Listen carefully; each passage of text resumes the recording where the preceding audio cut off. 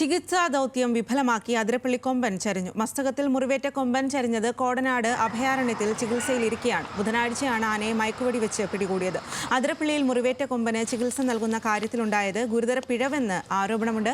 വനംവകുപ്പിനും veterinary ഓഫീസർമാർക്കുമെതിരെ വിമർശനവുമായി ആന ചികിത്സാ വിദഗ്ധർ രംഗത്തെത്തി. വിമർശനവുമായി മുൻ വെറ്റിനറി ഓഫീസർ ഡോക്ടർ KG അശോകനും animal husbandry veterinary officer doctor PB ഗിരിദാസും ന്യൂസ് മലയാളത്തോടും പ്രതികരിച്ചു.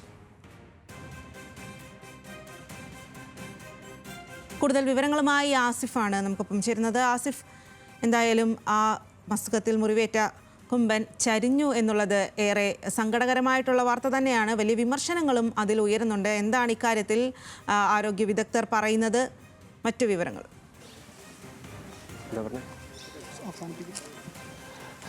തീർച്ചയായും എന്തായാലും 12 മണിയോട് കൂടിയാണ് ഈ മസ്തകത്തിൽ മുറിവേറ്റ കൊമ്പൻ ചരിഞ്ഞത്. ഇപ്പോൾ നമുക്ക് ദൃശ്യങ്ങളിൽ കാണാൻ കഴിയും. അതിൻ്റെ ഇനി പോസ്റ്റ്മോർട്ടം നടപടികൾ കൂടി നടക്കേണ്ടതുണ്ട്. അല്പസമയത്തിന് തന്നെ പോസ്റ്റ്മോർട്ടം നടപടികൾ ആരംഭിക്കും. 4 ഡോക്ടർമാരുടെ സംഘമാണ് ഈ പോസ്റ്റ്മോർട്ടം നടപടികൾ നടത്തുക. എന്തായാലും DFO നമുക്ക് ഈ ഒരു ആന ചരിഞ്ഞതിന് ശേഷം അറിയിപ്പ് നൽകിയത് ഹൃദയാഘാതം എന്നാണ് പ്രാഥമികമായ നിഗമനം. പക്ഷേ പോസ്റ്റ്മോർട്ടത്തിന് ശേഷം മാത്രമേ ഇത് സംബന്ധിച്ചുള്ള വിവരങ്ങൾ ലഭ്യമാകൂ എന്നുള്ളതാണ് ഏറ്റവും പ്രധാനപ്പെട്ടത്. മരണകാരണം എന്താണ് എന്നുള്ളത് പോസ്റ്റ്മോർട്ടത്തിന് ശേഷം മാത്രമേ വ്യക്തമാകുകയുള്ളൂ. ഏതായാലും ഈ 2ാം ഘട്ടത്തിൽ ആനയെ മയക്കുവെടി വെച്ച് പിടിക്കുന്ന സമയത്ത് തന്നെ ഇതുമായി ബന്ധപ്പെട്ട് വനംവകുപ്പ് തന്നെ വ്യക്തമാക്കിയത് ഒരു 30% സാധ്യത മാത്രമാണ് ഈ ആന അതിജീവിക്കാനുള്ളത് എന്നുള്ളത്.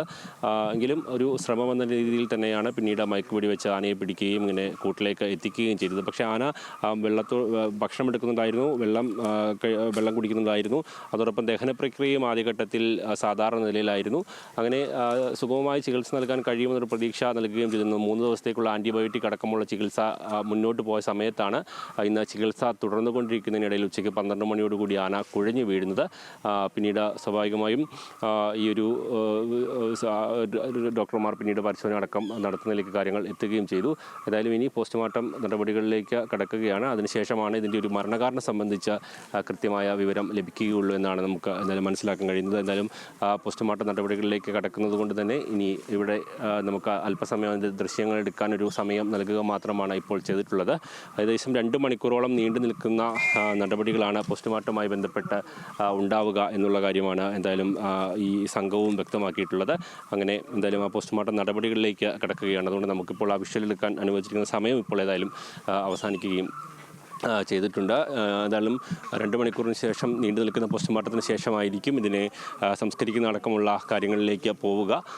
അതിനുള്ള നടപടികളും ഇപ്പോൾ ഏതായാലും അല്പസമയത്തിനകം തന്നെ ആരംഭിക്കുകയും ചെയ്യും. എന്തായാലും ഈ വിഷ്വലെടുക്കാൻ മാധ്യമങ്ങൾക്ക് നൽകിയ സമയം കഴിഞ്ഞാൽ ഉടൻ തന്നെ ആ പോസ്റ്റ്മോർട്ടം നടപടികളിലേക്ക് കടക്കുമെന്നുള്ള കാര്യമാണ് ഉദ്യോഗസ്ഥർ അറിയിക്കുകയും ചെയ്തിട്ടുള്ളത്. എന്നാലും പ്രാഥമികമായ നിഗമനം അതിന് ഒരു ഹൃദയാഘാതമാണ് ഈ ഒരു മരണത്തിന് കാരണം എന്നാണ് പ്രാഥമികമായ നിഗമനം.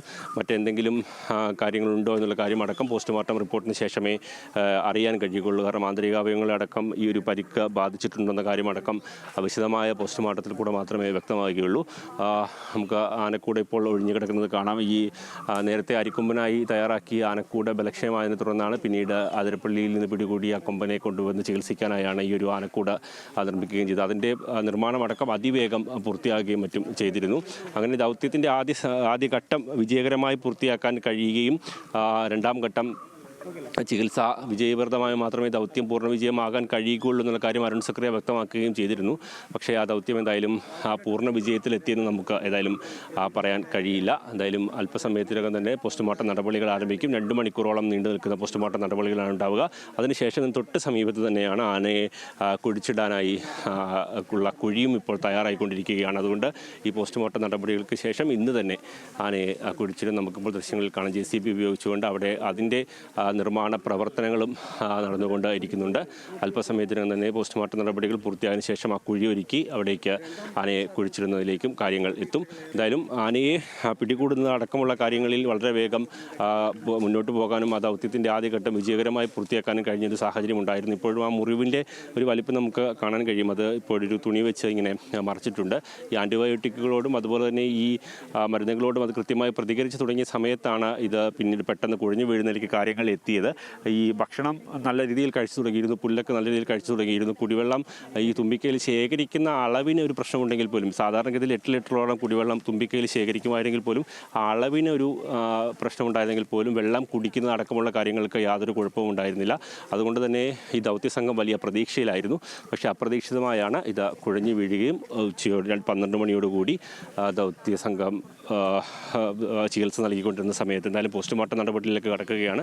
അതിന് നിയോഗിക്കപ്പെട്ട ഡോക്ടർമാരടക്കമുള്ള സംഘം ഇവിടെ എത്തിയിട്ടുണ്ട്. അവർ അതിൻ്റെ നടപടികളിലേക്ക് ഇപ്പോൾ ഏതായാലും കടക്കുകയാണ്. എന്തായാലും ഈ വലിയ അവിചാരിതമായി തന്നെ എന്ന് പറയാം. കാരണം 30% സാധ്യത ഉണ്ടായിരുന്നെങ്കിൽ പോലും ആദ്യഘട്ടത്തിൽ വലിയ പ്രതീക്ഷകളിലേക്ക് കാര്യങ്ങൾ എത്തിയിരുന്നു അവസാന ഘട്ടത്തിൽ. കാരണം ഇത് മരുന്നുകളോട് നല്ല രീതിയിൽ പ്രതികരിച്ച് തുടങ്ങി നടക്കമുള്ള കാര്യങ്ങൾ പോസിറ്റീവായി തന്നെയാണ് കണ്ടിരുന്നത്. ഏതായാലും അത് ഇനി ചികിത്സ നടപടികൾക്കിടയിൽ കുഴഞ്ഞു വീണ് അത് ചരിഞ്ഞു വീഴുകയായിരുന്നു. എന്തായാലും ഇപ്പോൾ പോസ്റ്റ്മോർട്ടം നടപടികളിലേക്ക് കടക്കുകയാണ്. വിശദമായ പോസ്റ്റ്മോർട്ടം 2 മണിക്കൂറോളം നീണ്ടു നിൽക്കും. അതിനുശേഷം മാത്രമേ ഇതിൻ്റെ മരണകാരണം അടക്കമുള്ള കാര്യങ്ങളിൽ കൂടുതൽ വ്യക്തത വരികയുള്ളൂ എന്നാണ് ഡോക്ടർമാർ അടങ്ങുന്ന സംഘം അല്പം മുമ്പ് സംസാരിച്ചപ്പോൾ വ്യക്തമാക്കിയത്. ശരി ആസിഫ്, ചികിത്സാ ദൗത്യം വിഫലമാക്കി അതിരപ്പള്ളിയിൽ കൊമ്പൻ ചരിഞ്ഞിരിക്കുകയാണ്.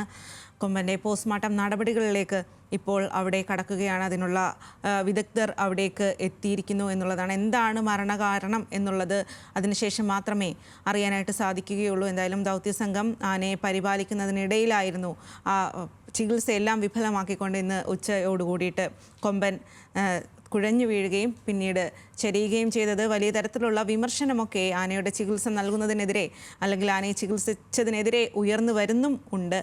ആ വിവരങ്ങളാണ് ആസിഫ് നൽകിയത്.